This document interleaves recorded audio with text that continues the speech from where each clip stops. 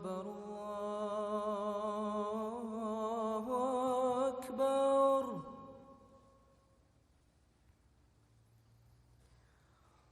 الله أكبر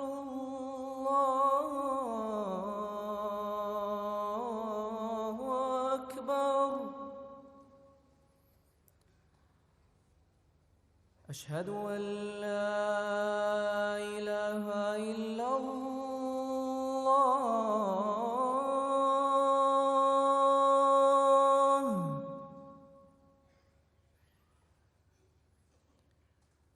أشهد أن لا إله إلا الله.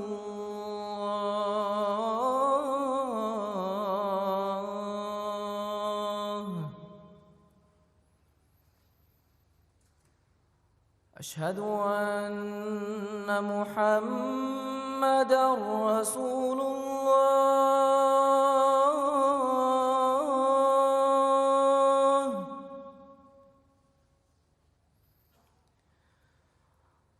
أشهد أن محمدًا رسول الله.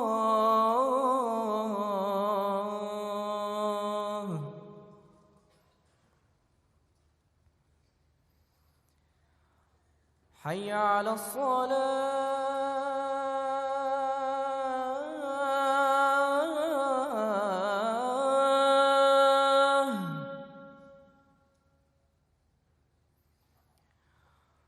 حي على الصلاة.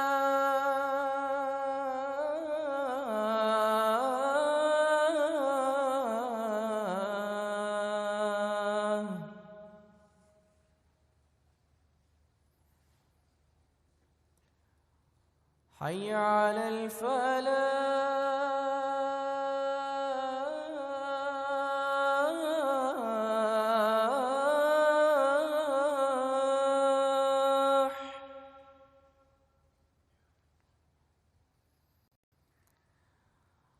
حي على الفلاح.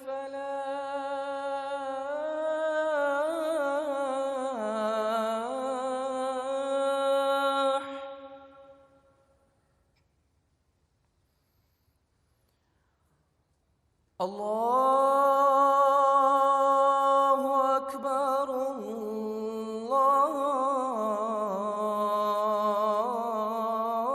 الله أكبر.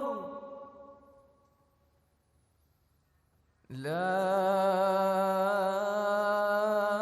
إله إلا الله.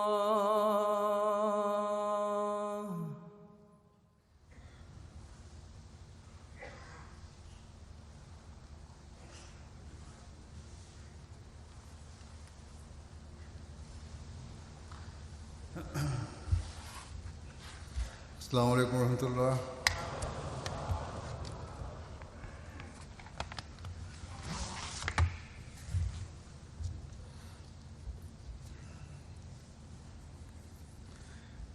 أشهد أن لا إله إلا الله وحده لا شريك له وأشهد أن محمدًا عبده ورسوله. أما بعد فأعوذ بالله من الشيطان الرجيم. بسم الله الرحمن الرحيم. الحمد لله رب العالمين.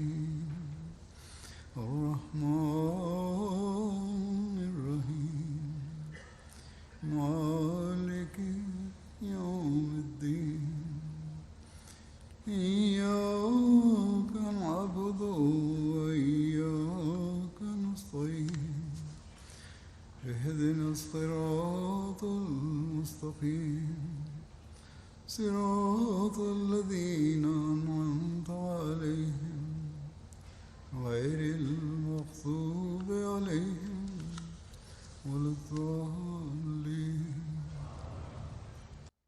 അള്ളാഹുവിൻ്റെ അനുഗ്രഹത്താൽ ഇന്ന് UK ജൽസ സാലാന ആരംഭിക്കുകയാണ്. അതുപോലെ അള്ളാഹുവിൻ്റെ അതിമഹത്തായ അനുഗ്രഹത്താൽ ആയിരക്കണക്കിന് ജനങ്ങൾ ഇവിടെ മതപരവും ആത്മീയപരവുമായ അന്തരീക്ഷത്തിൽ നിന്നും ഫലം ഉൾക്കൊള്ളാൻ വേണ്ടി വന്നിരിക്കുകയാണ്. ഈ ദിവസങ്ങളിൽ ഇവിടെ ഹദീഖത്തുൽ മഹ്ദി എന്ന മൈതാനത്തിൽ പ്രദേശത്ത് ഈ അന്തരീക്ഷത്തിൽ വസിച്ചുകൊണ്ട് ഭൗതിക കെട്ടുപാടുകളിൽ നിന്ന് വിട്ടകന്ന് തങ്ങളുടെ മതപരവും ആത്മീയപരവും ധാർമ്മികവുമായ അവസ്ഥകൾ നന്നാക്കി തീർക്കാൻ വേണ്ടി ഒരു താൽക്കാലിക പട്ടണം നിർമ്മിച്ചിരിക്കുകയാണ്. ഇത്തരമൊരു ചുറ്റുപാടിൽ വരുന്നവർ തങ്ങൾക്ക് എന്തെങ്കിലും തരത്തിലുള്ള സൗകര്യങ്ങൾ കിട്ടുന്നുണ്ടോ എന്ന് നോക്കുന്നതിലുപരി എങ്ങനെ ഈ അന്തരീക്ഷത്തിൽ നിന്നും നമുക്ക് പ്രയോജനമെടുക്കാം എന്നാണ് അവർ ചിന്തിക്കേണ്ടത്. ഏതായാലും മനുഷ്യനാണ്, അവന് അവൻ്റേതായ പല ആവശ്യങ്ങളും ആഗ്രഹങ്ങളും ഉണ്ടാകും. അതുകൊണ്ട് തന്നെ പ്രസ്തുത ആവശ്യങ്ങൾ നിറവേറ്റാൻ വരുന്നവർക്കെല്ലാം പരമാവധി സൗകര്യം ഏർപ്പെടുത്തി കൊടുക്കാൻ സംഘാടകർ ശ്രമിക്കാറുണ്ട്. അതിനുവേണ്ടി വിവിധ വകുപ്പുകൾ ജൽസ സാലാന ദിവസങ്ങളിൽ നമ്മുടെ കീഴിൽ സംവിധാനത്തിന് കീഴിൽ സ്ഥാപിക്കുകയും ആയിരക്കണക്കിന് ഡ്യൂട്ടിക്കാർ, ജീവനക്കാർ വളണ്ടിയർ ആയിക്കൊണ്ട്, സന്നദ്ധ സേവകരായിക്കൊണ്ട് തങ്ങളുടെ സേവനം ഹദ്റത്ത് മസീഹ് മൗദ് അലൈഹി സ്വലാത്തു വസ്സലാമയുടെ അതിഥികളെ സേവിക്കാൻ വേണ്ടി സമർപ്പിക്കുകയും ചെയ്യുന്നു. ഇതു സംബന്ധമായി ഞാൻ ആദ്യം എല്ലാ വളണ്ടിയർമാരുടെയും ശ്രദ്ധ ക്ഷണിക്കാൻ ആഗ്രഹിക്കുന്നു. നിങ്ങൾ ഏത് ഡ്യൂട്ടിയാണ് നിങ്ങളെ ഏൽപ്പിച്ചിരുന്നത്, അത് ഏതായാലും അതൊക്കെ നല്ല നിലയിൽ നിറവേറ്റാനാണ് നിങ്ങൾ ശ്രമിക്കേണ്ടത്. ഏറ്റവും നല്ല രീതിയിൽ അത് നിറവേറ്റുക. ജൽസയിലെ അതിഥികളെ ഹദ്റത്ത് മസീഹ് മൗഊദ് അലൈഹി ഇസ്ലാമിൻ്റെ അതിഥികളാണെന്ന് മനസ്സിലാക്കിക്കൊണ്ട് അവരെ സേവിക്കുക. അവരെ അള്ളാഹുവിനെ മുൻനിർത്തി നല്ല ലക്ഷ്യം നേടുന്നതിന് വേണ്ടി വന്നവരാണ് അവർ എന്ന് കരുതി സേവിക്കുക. നിങ്ങൾ ഉന്നത ധാർമ്മിക ഗുണങ്ങൾ പ്രകടിപ്പിക്കുക, നല്ല സ്വഭാവം പ്രകടിപ്പിക്കുക.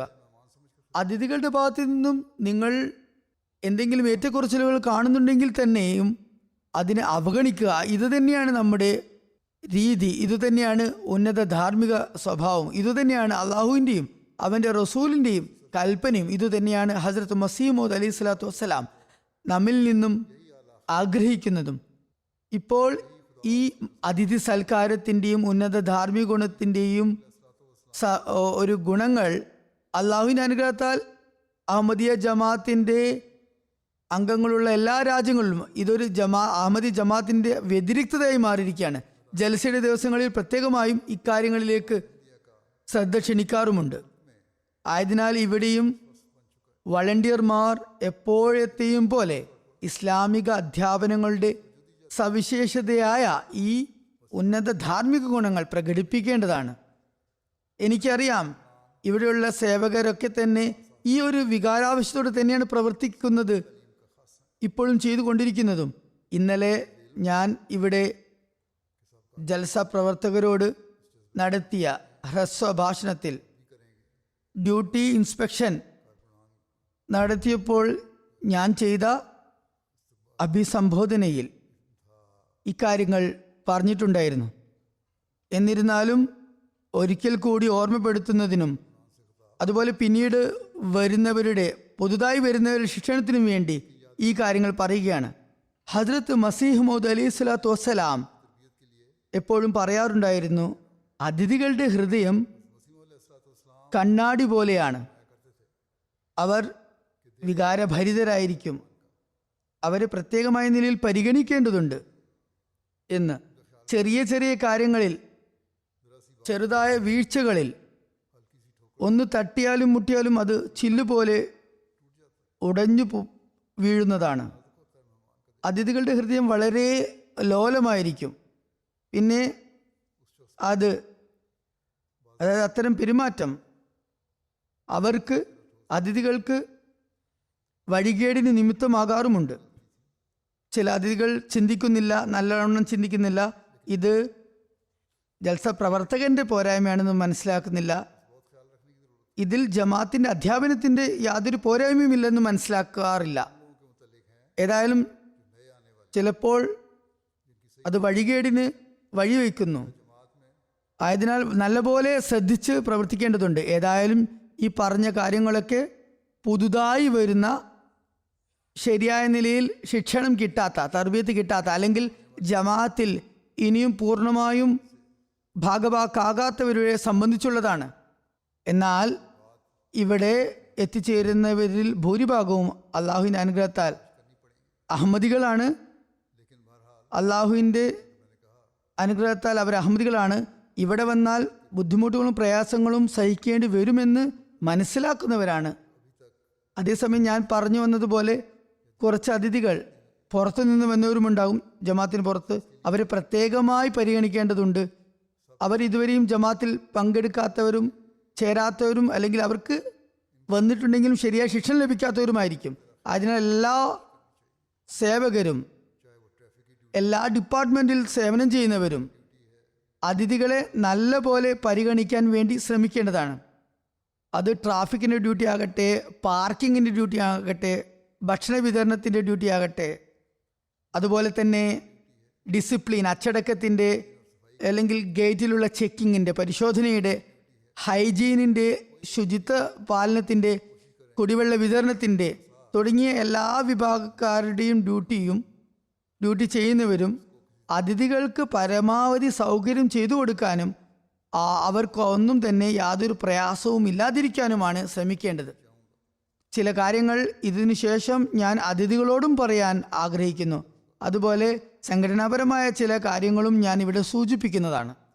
അതിഥികളോട് എനിക്ക് ഏറ്റവും ആദ്യമായി പറയാനുള്ളത്, നിങ്ങൾ ഇവിടെ ഒരു സദുദ്ദേശവുമായിട്ടാണ് വന്നിട്ടുള്ളത്. ഹദ്റത്ത് മസീഹ് അലൈഹി ഇസ്ലാമിൻ്റെ അതിഥികളായിട്ടാണ് നിങ്ങൾ ഇവിടെ വന്നിട്ടുള്ളത്. ഭൗതികമായ അന്തസ്സിനും ഭൗതികമായ സേവനങ്ങൾക്കും അതീതമായി യഥാർത്ഥ മുസ്ലിമിൻ്റെ സവിശേഷതയായ ഉന്നത ധാർമ്മിക ഗുണത്തിൽ, സൽസ്വഭാവത്തിൽ, സൽപെരുമാറ്റത്തിൽ അഭിവൃദ്ധി നേടുന്നതിനാണ് നിങ്ങൾ ശ്രദ്ധിക്കേണ്ടത്. അത് പ്രാപിക്കാനാണ് നിങ്ങളിവിടെ വന്നിട്ടുള്ളത്. ആ ഒരു ലക്ഷ്യം വെച്ചായിരിക്കണം നിങ്ങൾ ഇവിടെ വരേണ്ടതും.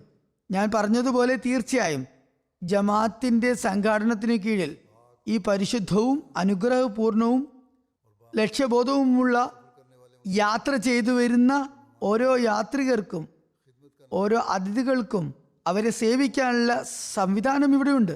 ആവശ്യങ്ങൾ പരമാവധി നിറവേറ്റാൻ സംഘാടകരുടെ ഭാഗത്തു നിന്നും ശ്രമവും ഉണ്ടാകാറുണ്ട്.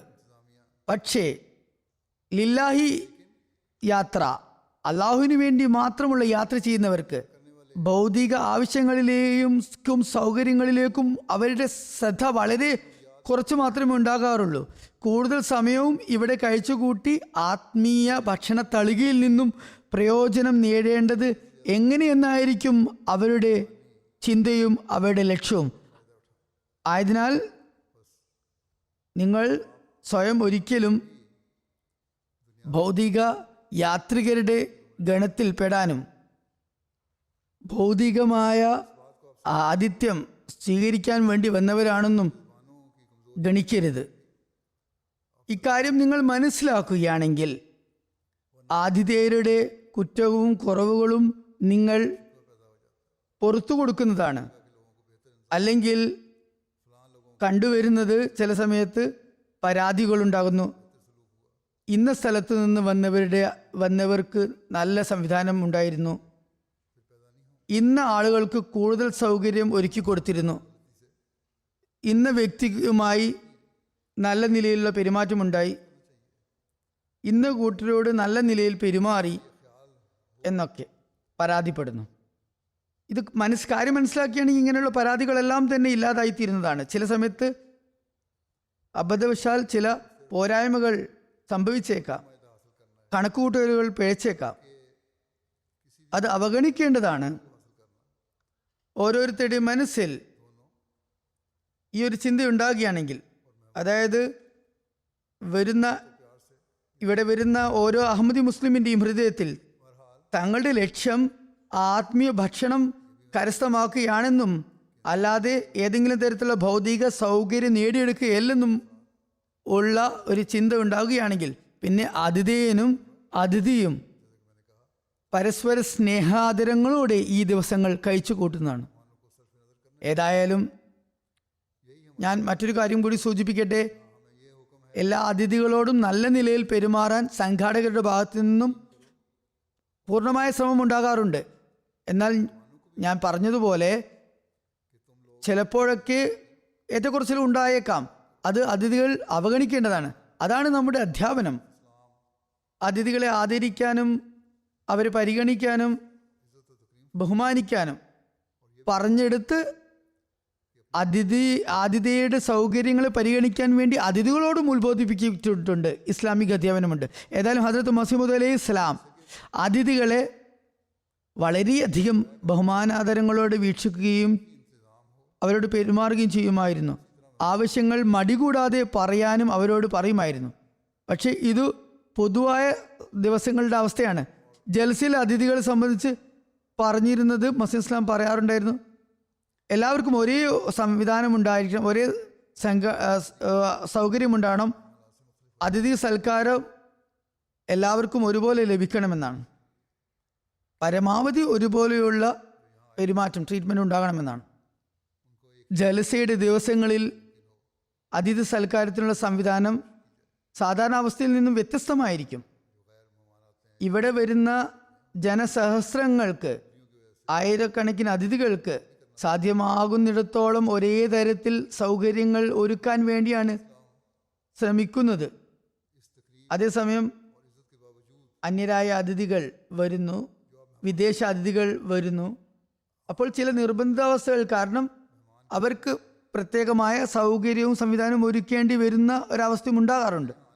ഏതായാലും ഹദ്രത്ത് മസീഹ് അലൈഹി സ്വലാത്തു വസ്സലാം അതിഥികളോട് സാധാരണ അവസ്ഥയിൽ ആദരവും ബഹുമാനവും കാണിച്ചിരുന്നെങ്കിൽ പോലും നിങ്ങളുടെ ഇവിടെ വരുന്നതിൻ്റെ അടിസ്ഥാന ലക്ഷ്യം സാധാരണ ദിവസങ്ങളിലും പറഞ്ഞിരുന്നത്, നിങ്ങൾ ഇവിടെ വരുന്നതിൻ്റെ ലക്ഷ്യം ദീൻ പഠിക്കുകയും നിങ്ങളുടെ ഹൃദയാത്മാക്കളെ വിമലീകരിക്കുകയും ദൈവസാമീപ്യത്തിൻ്റെ ഘട്ടങ്ങൾ തരണം ചെയ്യാൻ വേണ്ടി ശ്രമിക്കുകയുമാണെന്നും നല്ലപോലെ ബോധ്യപ്പെടുത്തി കൊടുക്കുമായിരുന്നു. ചുരുക്കത്തിൽ ഈ ഒരു ലക്ഷ്യപ്രാപ്തിക്ക് വേണ്ടിയാണ് നിങ്ങൾ എല്ലാ വർഷവും ഇവിടെ അതിഥികളായി വന്നു ചേരുന്നത്, ഒത്തുകൂടുന്നത്. ഈ ലക്ഷ്യപ്രാപ്തിക്ക് വേണ്ടി തന്നെയായിരിക്കണം ജൽസയിൽ അതിഥികൾ വരേണ്ടതും. ഈ ദിവസങ്ങളിൽ ഈ ജൽസയിൽ ഇരുന്നു കൊണ്ട്, ജൽസ ഗാഹിൽ ഇരുന്നു കൊണ്ട് ജൽസ പ്രോഗ്രാമുകളും പ്രഭാഷണങ്ങളും സശ്രദ്ധം ശ്രവിക്കുകയും അവയിൽ നിന്ന് പ്രയോജനം ഉൾക്കൊള്ളാൻ ശ്രമിക്കുകയും ചെയ്യേണ്ടതാണ്.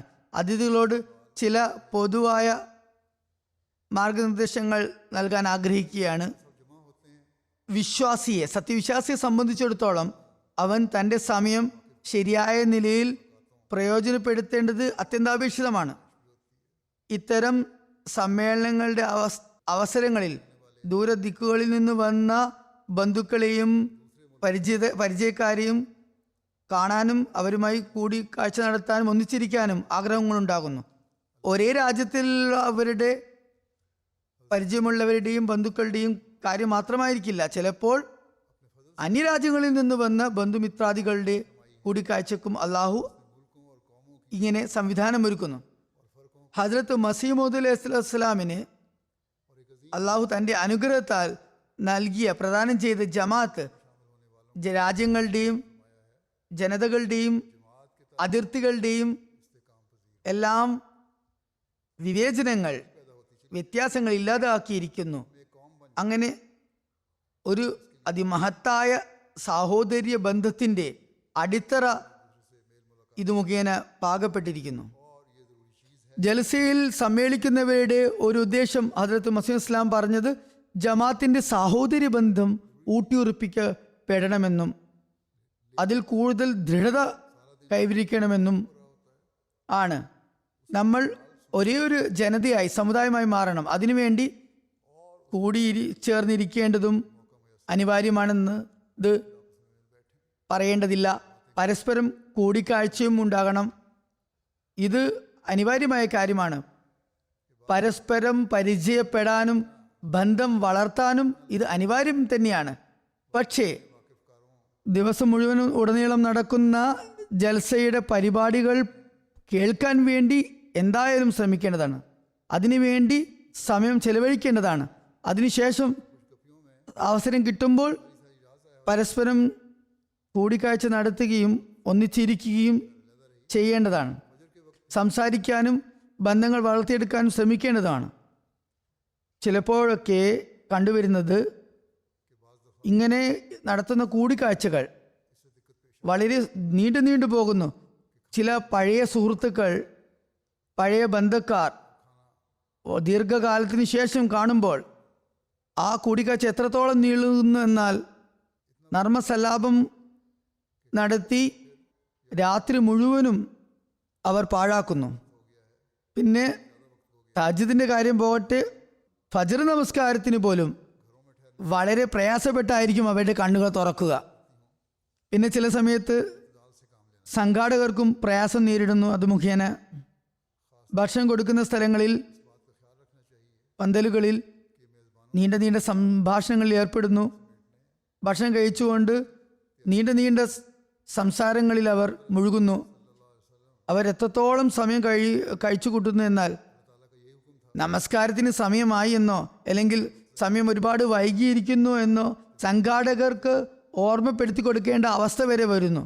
അതുപോലെ വീടുകളിൽ താമസിക്കുന്നവർക്കും പ്രയാസമുണ്ടാകുന്നു, അതിഥിയർക്ക് പ്രയാസമുണ്ടാകുന്നു. അതുകൊണ്ട് മധ്യനില സ്വീകരിക്കേണ്ടതാണ്.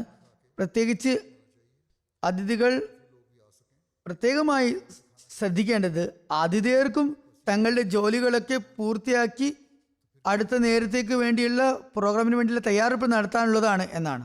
തിരുനബി സല്ലല്ലാഹു അലൈഹി വസല്ലമയുടെ അടുക്കൽ വന്നിരുന്ന അതിഥികളെ സംബന്ധിച്ചും അള്ളാഹു നൽകിയ കൽപ്പന വെറുതെ സംസാരിച്ചിരുന്ന് സമയം കളയരുത് എന്നായിരുന്നു.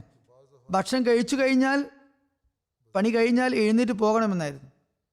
പ്രത്യേകിച്ച് ഭക്ഷണ പന്തലിൽ ചിലപ്പോൾ ഭക്ഷണം പന്തികളായി, ഷിഫ്റ്റുകളായിട്ടായിരിക്കും കൊടുക്കേണ്ടി വരിക.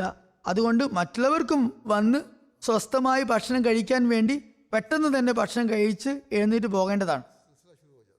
ഈ കാര്യങ്ങളൊക്കെ പാലിക്കപ്പെടുകയാണെങ്കിൽ പിന്നെ ഒരു തരത്തിലുള്ള പരാതിയോ പരിഭവവും ഉണ്ടാകുന്നതല്ല. അങ്ങനെ ഒരു സുന്ദര അന്തരീക്ഷത്തിൽ എല്ലാ കാര്യങ്ങളും നടക്കുന്നതുമാണ്. പിന്നെ ഒരുപാട് ആളുകൾ ഒരുമിച്ച് കൂടുമ്പോൾ ചില സമയങ്ങളിലൊക്കെ അസ്വാരസ്യങ്ങളും ഉണ്ടാകാറുണ്ട്. ചിലപ്പോൾ സംഘാടകരോട് പരാതി ഉണ്ടാകുന്നു. അത് കാരണത്താൽ അതിഥികൾ ഡ്യൂട്ടിക്കാരെ പഴിചാരുന്നു. അങ്ങനെ മോശമായി സംസാരിക്കുമ്പോൾ അവർ മറുപടി നൽകുന്നു. അങ്ങനെ കൂടുതൽ കാര്യങ്ങൾ വഷളായി നീണ്ടുപോകുന്നു. തുടർന്ന് അസ്വസ്ഥതകളുടെ ഒരു ശൃംഖല തന്നെ ഉടലെടുക്കുന്നു. ഇത് ഒറ്റപ്പെട്ട കാര്യമായാലും അത് കാരണം അന്തരീക്ഷം വളരെ അസ്വസ്ഥഭരിതമാകുന്നു. മറ്റാളുകളും അതിൽ സ്വാധീനിക്കപ്പെടുന്നു. ഇനി പരാതിപ്പെടുന്നവർ അല്ലെങ്കിൽ തെറ്റായി സംസാരിക്കുന്നവർ ഇവിടെ UK താമസിക്കുന്നവരാണെങ്കിൽ പിന്നെ അത് വളരെ നീണ്ടുപോകുന്നു. തുടർന്ന് മറ്റവസരങ്ങളിലും അത് അവർ പ്രകടിപ്പിക്കുന്നു. ഇവിടെ മാത്രമല്ല, മറ്റു രാജ്യങ്ങളിലും ഇത് തന്നെയാണ് നമുക്ക് കാണാൻ സാധിക്കുന്നത്. യഥാർത്ഥ വിശ്വാസിയെ സംബന്ധിച്ച് അല്ലാഹു തആല പറയുന്നു, അവർ തങ്ങളുടെ ദേഷ്യത്തെ കടിച്ചമർത്തുന്നവരാണ്. അതിക്രമം ചെയ്തവരോടും അല്ലെങ്കിൽ അതിക്രമം ചെയ്യപ്പെട്ടവരോടും ഞാൻ രണ്ടുപേരോടും പറയുന്നത്, ജൽസയുടെ അന്തരീക്ഷത്തിൻ്റെ പരിശുദ്ധിയെ മുന്നിൽ വയ്ക്കുക. അതിഥികളും പൊറുമയോടും വിട്ടുവീഴ്ചയോടെയും പെരുമാറാൻ തയ്യാറാക്കണം. അവരുടെ കണക്കിൽ അതിക്രമം നടന്നു പോയാൽ തന്നെയും അവർ ക്ഷമയോടെയും സഹനത്തോടെയുമായിരിക്കണം പെരുമാറേണ്ടത്. ക്ഷമ കാണിക്കണം. ഇനി അതിഥികളുടെ ഭാഗത്തു നിന്നും എന്തെങ്കിലും ഏറ്റക്കുറച്ചിലുകൾ ഉണ്ടായാലും, കടന്ന കൈ ഉണ്ടായാലും, സംഘാടകർക്ക് അങ്ങനെ തോന്നുകയാണെങ്കിലും അവരും തങ്ങളുടെ കോപം നിയന്ത്രിക്കുകയും ക്ഷമിക്കുകയും വേണം. അതുപോലെ തന്നെ കാർഡ് ചെക്കിങ്ങും നടക്കുന്നു ഈ ദിവസങ്ങളിൽ. സെക്യൂരിറ്റിയും ഉണ്ട്. സെക്യൂരിറ്റി ചെക്കിങ് ഇന്നത്തെ പരിതസ്ഥിതിയിൽ വളരെ അനിവാര്യമായ കാര്യമാണ്. വളരെ ജാഗ്രതയോടെ ചെയ്യേണ്ട കാര്യമാണ്. ഇതിൻ്റെ പല ഘട്ടങ്ങളിലൂടെയും കടന്നു പോകേണ്ടി വരുന്ന കാരണത്താൽ ഇത് മുഖേന ചിലർക്ക് പ്രയാസവും അനുഭവപ്പെടാം, ഒരുപാട് സമയവും നീണ്ടുപോകുന്നുണ്ടാകാം. പ്രത്യേകിച്ച് സ്ത്രീകൾക്കിടയിൽ ഇത് വളരെ കൂടുതൽ പ്രശ്നമായി മാറാറുണ്ട്. കാരണം അവരുടെ കയ്യിൽ കുട്ടികളുണ്ടാകും, ഒരുപാട് സാധനങ്ങളും ഉണ്ടാകും. ചിലപ്പോൾ സ്ത്രീകൾ ഒരുപാട് ബാഗുകൾ എടുത്തു നടക്കുന്നുണ്ടാകും. ഓരോ ബാഗും ചെക്ക് ചെയ്യാൻ ഒരുപാട് സമയം വേണ്ടി വരും. അതുകൊണ്ട് സ്ത്രീകൾ ശ്രദ്ധിക്കേണ്ടത്, ഇന്ന് കൂടുതൽ സാധനങ്ങൾ കൊണ്ടുവന്നിട്ടുണ്ടെങ്കിൽ ശരി, കുഴപ്പമില്ല. എന്നാൽ ജൽസഗാഹിൽ തങ്ങാത്ത സ്ത്രീകൾ പുറത്തുനിന്ന് വരായിരിക്കും മിക്കവാറും ഉണ്ടാവുക. അവർ വരും ദിവസങ്ങളിൽ തങ്ങളുടെ സാധനങ്ങൾ പരമാവധി കുറച്ച് കൊണ്ടുവരണം. അങ്ങനെ ചെക്കിങ്ങിൽ വളരെ കുറഞ്ഞ സമയം മാത്രം മതിയാകുന്നതാണ്. കുട്ടികളുള്ള സ്ത്രീകളാണെങ്കിൽ കുട്ടികൾക്ക് വേണ്ടി അത്യാവശ്യമായ സാധനങ്ങൾ മാത്രം കൊണ്ടുവരിക, അധികം സാധനങ്ങൾ കൊണ്ടുവരാതിരിക്കുക. അത് മുഖേന അനാവശ്യമായി സമയം പാഴാകുന്നു, സമയം വൈകുന്നു, സംഘാടകരുടെ സമയം വൈകുന്നു, പാഴാകുന്നു, ജനങ്ങളുടെ സമയവും പാഴാകുന്നു. ആളുകൾക്ക് നീണ്ട നിരകളിൽ നിന്ന് കാത്തു നിൽക്കേണ്ടി വരുന്നു. എന്നിട്ട് അവർ സംഘാടകരെ പഴി ചാരുന്നു. ചിലപ്പോൾ തെറ്റ് ജലസയിൽ പങ്കെടുക്കുന്നവരുടെ ഭാഗത്തു നിന്നുള്ളതായിരിക്കും. ചിലപ്പോൾ ആളുകളുടെ സാധനങ്ങളും ബാഗുകളുമൊക്കെ എത്രത്തോളം കൂടുതലായിരിക്കുമെന്നാൽ ഞാൻ പറഞ്ഞതുപോലെ ചെക്കിങ്ങിൽ വളരെ സമയം നഷ്ടപ്പെടുന്നു. പിന്നെ റസൂലുള്ളാഹി സ്വല്ലല്ലാഹു അലൈഹി വസല്ലമയുടെ ഒരു വിശ്വാസിയോടുള്ള മറ്റൊരു കൽപ്പന അഥവാ മാർഗനിർദ്ദേശം ഇപ്രകാരമാണ്: നിങ്ങളുമായി ബന്ധം വിച്ഛേദിക്കുന്നവരോടും നിങ്ങൾ ബന്ധം നിലനിർത്തുക. നിങ്ങൾക്ക് ഒന്നും നൽകാത്തവർക്കും നിങ്ങൾ നൽകുക. അല്ലാതെ ഒരാൾ നിങ്ങൾക്ക് നേരിട്ട സമയത്ത് നിങ്ങൾ സഹായിച്ചില്ല എന്ന് കരുതി പകരം ചോദിക്കാനായി അയാളെ സഹായിക്കാതിരിക്കുന്ന അവസ്ഥ ഉണ്ടാകരുത്. ഇപ്രകാരം പറയുകയുണ്ടായി: നിങ്ങളെ മോശം പറയുന്നവരോടും നിങ്ങൾ പുറമെയോട് പെരുമാറുക. ഇവിടെ കുറ്റം പറയുന്ന ചോദ്യമേ ഉദിക്കുന്നില്ല. ഇവിടെ ഡ്യൂട്ടിക്കാർ തങ്ങൾക്ക് ഭരമേൽപ്പിക്കപ്പെട്ട ഒരു ഉത്തരവാദിത്തം നിർവഹിക്കുക മാത്രമാണ് ചെയ്യുന്നത്. ഇവിടെ ഇനി അറിയാതെ ഒരു ഡ്യൂട്ടിക്കാരിൽ നിന്നും വല്ല തെറ്റും സംഭവിച്ചാൽ, അല്ലെങ്കിൽ ചെക്കിങ്ങിൻ്റെ സമയത്ത് സമയം താമസിച്ചാൽ, അല്ലെങ്കിൽ ആരുടെയും കാർഡിനെ കുറിച്ച് എന്തെങ്കിലും പ്രശ്നമുണ്ടായാൽ തന്നെ കുറ്റപ്പെടുത്താതെ സഹനം കാണിക്കേണ്ടതാണ്. തിരുനബി സല്ലല്ലാഹു അലൈഹി വസല്ലമയുടെ വാക്കുകൾ നമ്മെ ക്ഷമാശീലത്തെക്കുറിച്ചാണ് പഠിപ്പിക്കുന്നത്. വിശാല മനസ്കതയെക്കുറിച്ചാണ് പറയുന്നത്. വിശാല മനസ്കത ഉണ്ടായാൽ പിന്നെ എല്ലാ അസ്വാരസ്യങ്ങളും ഷണ്ഠകളും ഇല്ലാതാകുന്നതാണ്. അതുകൊണ്ട് അതിഥികളോടും ഡ്യൂട്ടിക്കാരോടും രണ്ടുപേരോടും ഞാൻ പറയുന്നത് അവരുടെ കടമയാണ് വിശാല മനസ്കത കാണിക്കുക എന്നത്. ചെക്കിങ് ചെയ്യുന്നവരും ശ്രദ്ധിക്കുക. സാധ്യമാകുന്നത്ര ഇവിടെ എത്തിയിട്ടുള്ള അതിഥികൾക്ക് സൗകര്യമൊരുക്കാൻ വേണ്ടി ശ്രമിക്കുക.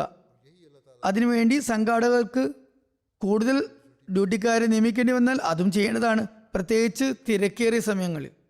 ഹദരത്ത് മസീഹ് ഇസ്ലാം ആഗ്രഹിച്ച പ്രകാരം നമ്മൾ പരസ്പര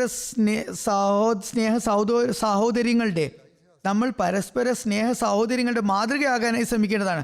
ഇതുതന്നെയാണ് അള്ളാഹു വിശ്വാസികളെ കുറിച്ച് പറഞ്ഞിട്ടുള്ളതും. അതുകൊണ്ട് ചെറിയ ചെറിയ കാര്യങ്ങളിൽ പെട്ടുപോകാതെ തങ്ങളുടെ ജീവിത ലക്ഷ്യം പ്രാപിക്കാനാണ് നമ്മൾ ശ്രമിക്കേണ്ടത്. നമസ്കാരത്തിലുള്ള റുക്കുവും സുജൂദും അതുപോലെ എല്ലാ ആരാധനാ കൃത്യങ്ങളും മുഖേനയും അതുപോലെ ദൈവസ്മരണകൾ മുഖേനയുമാണ് ഇത് പ്രാപിക്കാൻ സാധിക്കുക. ഇവിടെ വന്നിരിക്കുന്ന ഓരോ അതിഥികളും ഓരോരുത്തരും തന്നെ തങ്ങളുടെ യാത്രയെ തികച്ചും ദൈവത്തിന് വേണ്ടി മാത്രമുള്ളതാക്കി മാറ്റണം. അതിനുവേണ്ടി ശ്രമിക്കണം. ഇവിടെ ചില അനഹമതികൾ വന്നിട്ടുണ്ട്, മുസ്ലിം സഹോദരങ്ങളും വന്നിട്ടുണ്ട് എന്ന കാര്യം ഡ്യൂട്ടിക്കാരും അതുപോലെ തന്നെ അതിഥികളും മനസ്സിലാക്കേണ്ടതാണ്.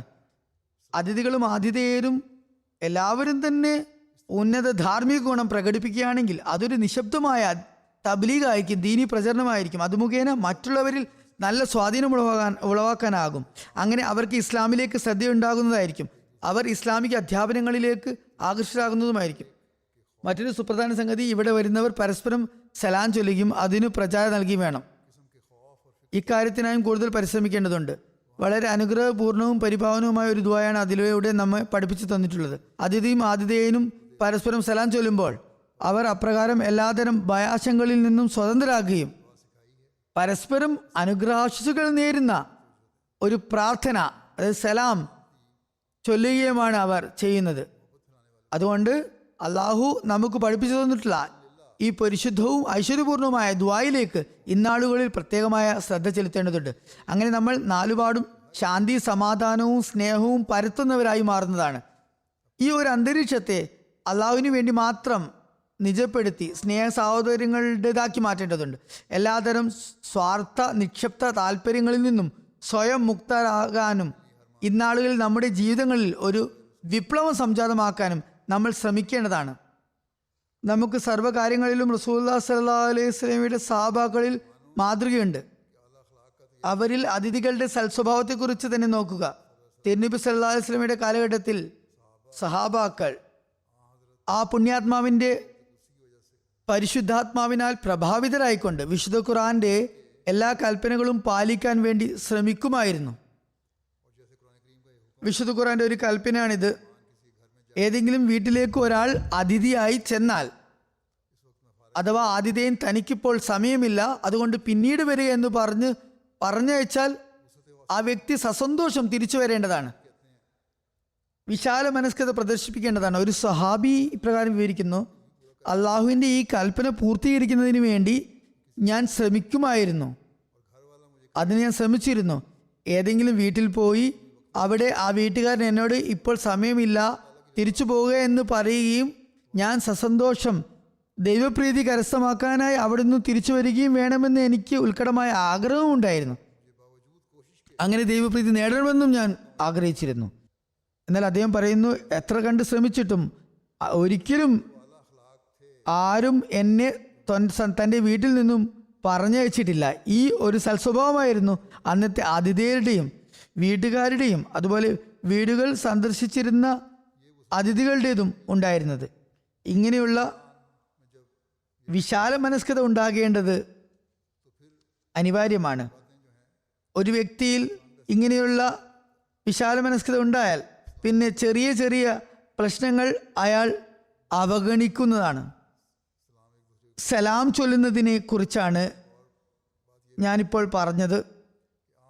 മറ്റുള്ളവരുടെ സലാം ചൊല്ലുന്നതിനെ കുറിച്ച് പറഞ്ഞു. ഇത് സംബന്ധിച്ച് മറ്റൊരു കാര്യം കൂടി ഓർക്കേണ്ടതുണ്ട്.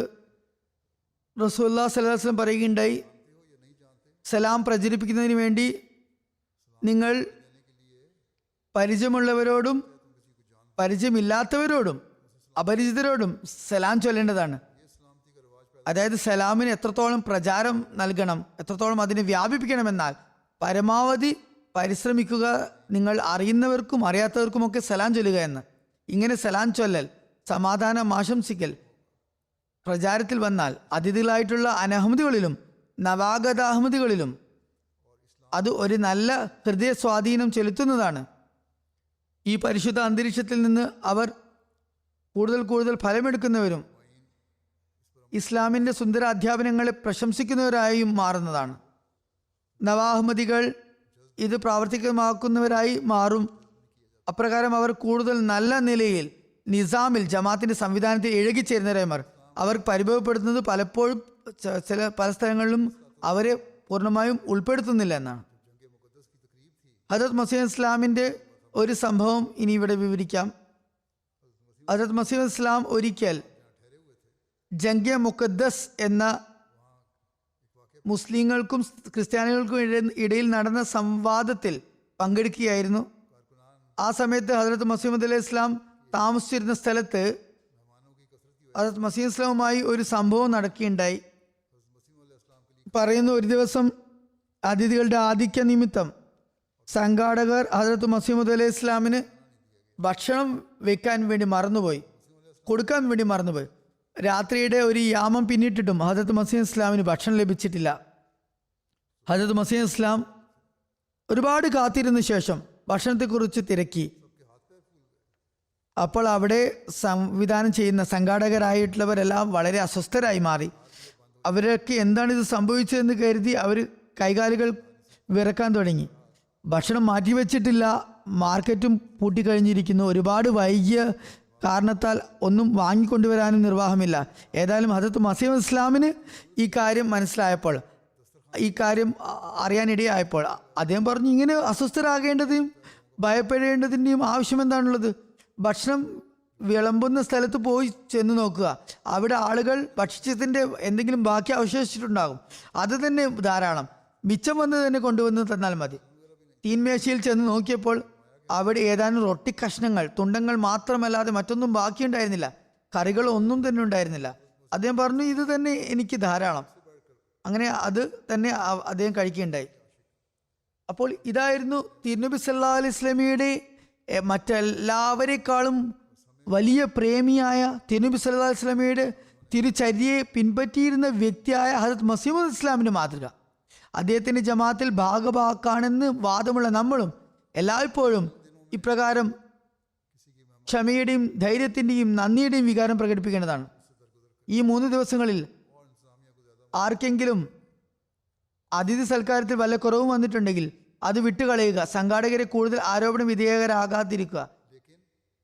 കൂടുതൽ മെച്ചപ്പെട്ട സൗകര്യങ്ങൾ ഒരുക്കാൻ തന്നെയാണ് സംഘാടകർ പരിശ്രമിക്കുന്നത്. എന്നാൽ അതിഥികളുടെ ഭാഗത്തു നിന്നും ഒരു തരത്തിലുള്ള നീരസമോ പരിഭവമോ ഉണ്ടാകാൻ പാടില്ല. എന്നാൽ സതുദ്ദേശത്തോടെ കൂടുതൽ മെച്ചപ്പെടുത്താൻ വേണ്ടി, സംസ്കരണത്തിന് വേണ്ടി ശ്രദ്ധ ചെലുത്താൻ ഉദ്ദേശിക്കുന്നുണ്ടെങ്കിൽ, അപ്രകാരം അഭിപ്രായങ്ങൾ നൽകാൻ ആഗ്രഹിക്കുന്നുണ്ടെങ്കിൽ അത് പിന്നീട് ചെയ്യാവുന്നതാണ്. വരും വർഷങ്ങളിൽ കൂടുതൽ മെച്ചപ്പെടുത്താനും പിന്നീട് വരുന്നവർക്ക് അത് കൂടുതൽ സൗകര്യം ഉണ്ടാക്കാനും ഉപകരിക്കുന്നതായിരിക്കും. ഇതിനു പുറമെ മറ്റൊരു കാര്യത്തിലേക്കും ഞാൻ നിങ്ങളുടെ ശ്രദ്ധ ക്ഷണിക്കാൻ ശ്രമിക്കുന്നു. ഈ ദിവസങ്ങളിൽ ഇവിടെ വിവിധ തരം പ്രദർശനങ്ങൾ സജ്ജീകരിച്ചിട്ടുണ്ട്. ഹദരത്ത് മുസ്ലിം മൗഊദ് റളിയല്ലാഹു അൻഹുവിൻ്റെ യൂറോപ്യൻ പര്യടനത്തിൻ്റെ UK പര്യടനത്തിൻ്റെ 100ാം വാർഷികമാണ് ഈ വർഷം അടയാളപ്പെടുത്തുന്നത്. ഈ വർഷം 100ാം വാർഷികമാണ്. ഇത് സംബന്ധിച്ച് ഇവിടെ UK ജമാഅത്ത് ഒരു പ്രദർശനം ഒരുക്കിയിട്ടുണ്ട്. മർക്കസി ആർക്കൈവിന് സഹകരണത്തോടെയാണ് ഒരുക്കിയിരിക്കുന്നത്. വിവിധ ഫോട്ടോകൾ പ്രദർശിപ്പിച്ചിട്ടുണ്ട്. അത് നിർബന്ധമായും വിസിറ്റ് ചെയ്യുക. UKയുടെ 100 വർഷങ്ങളുടെ ചരിത്രമുണ്ട്. അത് മുസ്ലിം മൗഊദ് റളിയല്ലാഹുവിനെ കുറിച്ചുള്ള ചരിത്രമുണ്ട്. അതുപോലെ റിവ്യൂ ഓഫ് റിലീജിയൻസിൻ്റെ പ്രദർശനമുണ്ട്. ആർക്കൈവ് തബ്ലീഗ് ഡിപ്പാർട്ട്മെൻറ്റുകളുടെ പ്രദർശനമുണ്ട്. മഖ്സനെ തസാവീർ ഫോട്ടോ ഗാലറിയുടെ പ്രദർശനമുണ്ട്. ഈ പ്രദർശനങ്ങളെല്ലാം കണ്ടിരിക്കേണ്ടതാണ്. ഇവർ നല്ല നിലയിൽ ഇതൊക്കെ സജ്ജീകരിച്ചിരിക്കുമെന്ന് എനിക്ക് പ്രതീക്ഷയുണ്ട്. ഒഴിവ് സമയങ്ങളിൽ അവിടെയും ഇവിടെയും സമയം പാഴാക്കുന്നതിന് പകരം ഈ പ്രദർശനങ്ങൾ കാണാൻ വേണ്ടി ശ്രമിക്കുക. അതുപോലെ സംഘാടകർക്ക് മറ്റൊരു മാർഗനിർദ്ദേശം നൽകിയിട്ടുള്ളത്, ലോകത്ത് ചിലയിടങ്ങളിൽ ഇപ്പോൾ കോവിഡിൻ്റെ കേസുകൾ കാണുന്നുണ്ട്, രോഗികൾ വർദ്ധിച്ചു വരുന്നുണ്ട്. ഇവിടെ UKയിലും ചില സ്ഥലങ്ങളിൽ രോഗികളിൽ വർധന വന്നിട്ടുണ്ട്. ഇവിടെയാണെങ്കിൽ വിവിധ സ്ഥലങ്ങളിൽ നിന്നും രാജ്യങ്ങളിൽ നിന്നും വന്നവർ ആണ് ഉള്ളത്. ആർക്കെങ്കിലുമൊക്കെ കോവിഡിൻ്റെ കീടാണു ബാധിച്ച നിലയിലും അവർ വന്നിട്ടുണ്ടാകാം. അതുകൊണ്ട് ഗേറ്റുകളിൽ, പ്രവേശന കവാടങ്ങളിൽ കോവിഡ് പ്രതിരോധത്തിനുള്ള പ്രിവെൻറ്റീവ് ഹോമിയോ മരുന്ന് വിതരണം നടത്താനുള്ള സംവിധാനം ഒരുക്കിയിട്ടുണ്ട്.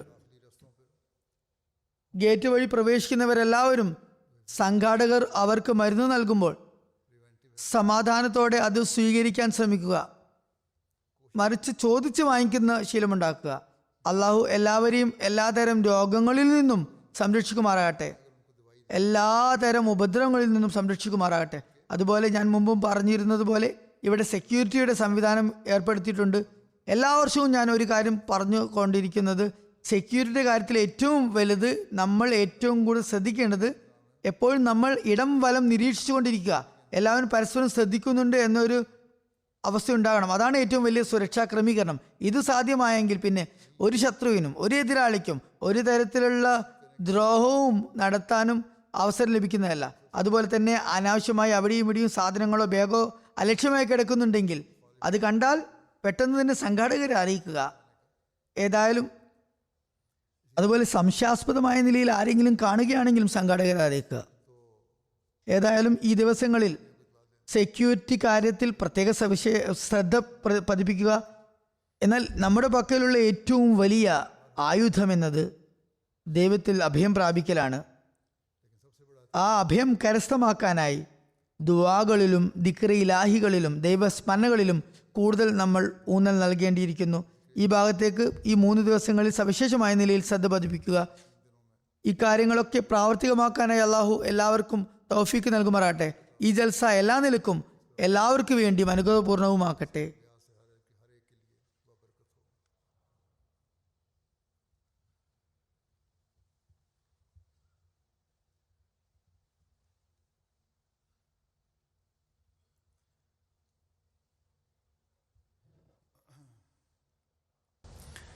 الحمد لله الحمد لله نحمده ونستعينه ونستغفره ونؤمن به ونتوكل عليه ونعوذ بالله من شرور أنفسنا ومن سيئات أعمالنا من يهده الله فلا مضل له ومن يضلل فلا هادي له ونشهد أن لا إله إلا الله ونشهد أن محمدا عبده ورسوله عباد الله رحمكم الله إن الله يأمر بالعدل والإحسان وإيتاء ذي القربى وينهى عن الفحشاء والمنكر والبغي يعظكم لعلكم تذكرون اذكروا الله يذكركم وادعوه يستجب لكم